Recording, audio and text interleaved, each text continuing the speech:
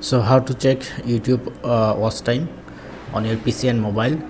First go to for PC, press on top right corner and create studio, and then you can see this kind of interface, and then you have to press on earn, and then you can see the current subscriber, current watch time and other things. It's a short and it's a long videos time.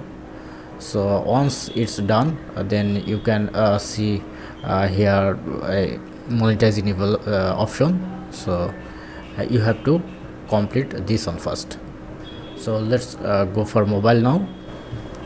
For mobile, you have to install or go to your YouTube Creator Store. If you don't have, just download from your Apple Store or Android Play Store.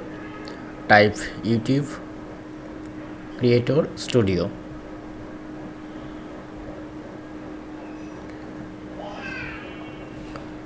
Search it, and then you can see YouTube Studio.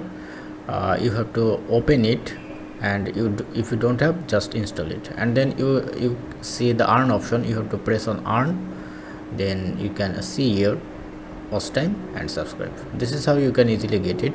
Hope video helpful. Please thumbs up and do subscribe. If you have any question, please ask in comment section below. Have a good day.